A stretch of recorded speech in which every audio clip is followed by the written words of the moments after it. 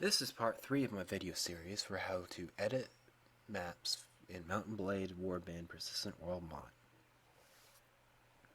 In this video I will cover the Edit Weather mode, the Edit AI Mesh mode, and the Edit Objects mode. In the Edit Weather mode, which I do not recommend using when you're editing PW maps, you can change variables like the sky color, the light from the sun's color, the sun's color. You can change where the sun is in the sky. You can even change where the moon is, which isn't even present in the sky at the moment. You can change the clouds. You can do all sorts of crazy things like that. But I do not recommend using this menu. Instead, I recommend using a scripted object that is in the Edit Objects menu, which I will explain in the next video, my final video. For now, just know, do not use this menu because you can actually mess up your map and not know how to fix it. The Edit AI Mesh mode is also something I don't recommend using for PW mod because it's really used only in single player for cities and villages to give the NPCs pathways to walk around objects and keep NPCs from running outside of the play area. I mean, it's not very useful in PW mod. I guess you could use it for livestock and for roaming animals. Even horses would follow the AI mesh, but I don't recommend doing that because it would lower performance of your map and it is hardly necessary. Now, the Edit Object mode is probably the most complicated mode out of all 6 modes in the edit window. You can see there are a lot of different variables that can be changed, but I will start by clicking the button, the Add Object button. When that button is pushed down, you are in Add Object mode, so you can select any object from this list of objects and you will place it in the map. You can move it around while using the mouse, right click to place it. And then if you go off of you turn off Add Object mode by clicking the button again, and now you're in Object Select mode. So I can select objects by right clicking them. And I can change things that have to do with that object. So I can right click this object, which is called SPR House Extension F, and I can move it around. By holding G, I can move it around side to side. By holding the T key, I can move it up and down. By holding U or Z, I can turn the object along its Z axis. By holding X, I can spin the object along its X axis. And by holding Y, I can spin the object along its Y axis. I will have all of these keys in the description of the video for future reference to make it easier for you. But over time, you will probably get so used to these commands that it will become second nature to you, which it has for me. Also, you can press the delete key to remove an object.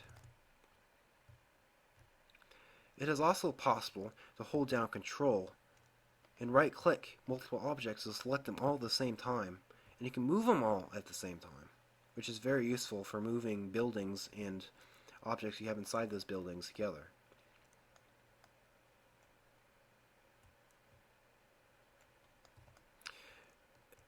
Yeah. Also in the Edit Objects menu, you can see Scale, the scale boxes, which contain values. Currently, for this cauldron, they're set at 3. That means all 3 of them are set at 3. That means that this cauldron is 3 times its normal size.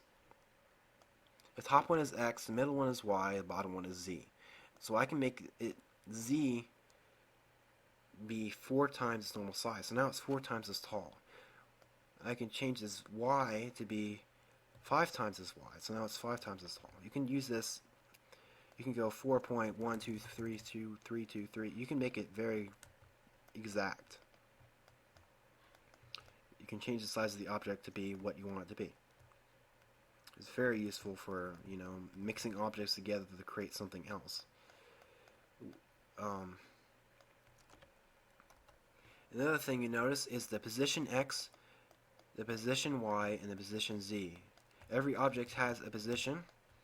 They are in the massive coordinate plane, if you know geometry. This is a big 3D coordinate plane. And so you can change Z position to be 11, and now it's at 11Z. Or I can change it to be 14, now it's at 14Z. I can change this to be 572. It's at 572Z. I mean, Y. Sorry. Yeah, so you can use that. You can use these if you want to place an object at a very specific location. Finally, the last thing I need to cover are scripted objects, which are very complicated. A scripted object is an object that has special strings attached to it that you can edit it, to edit how it acts. Examples of scripted objects are buying locations in PWMod, or a portcullis that can raise and lower that's connected to a winch, or a door that you can use that teleports you to a door that's paired with it. There are a number of scripted objects, and each of them works differently, so I'm not going to explain how each of them works in this video. However, if you close the edit mode window, so you're walking around your map, and you press F2, you'll see a list of every scripted object and how they work. So for instance, if you look at PW Buy, that is a location for buying or crafting an object. Value 1 changes the faction and the multiplier. The multiplier is a change to the price, so you can multiply the price times 50% and make it 50% more expensive. And value 2 is the design target stock count, which is the amount of that object that this is in stock when the map first starts. So I'll close this window, and I already have an example of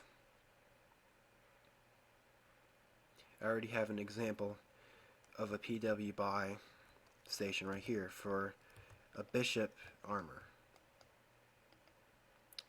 You can see variable 1 is value 1 and variable 2 is value 2.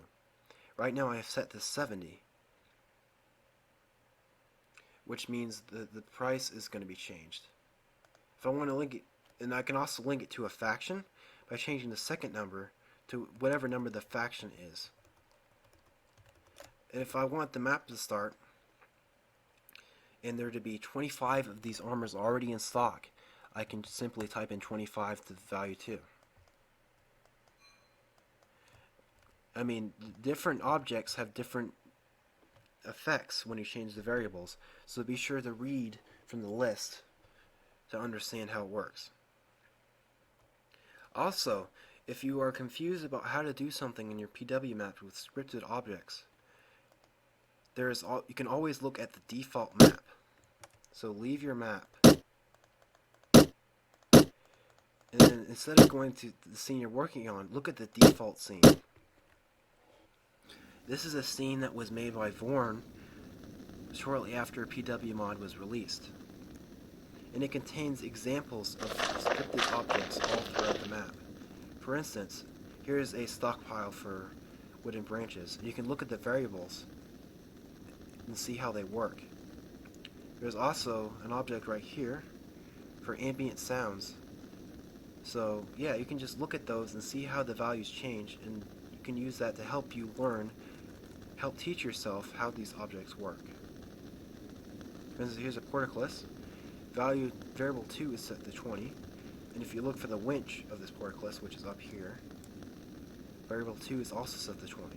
So this portcullis and this winch are both linked together, so they work together.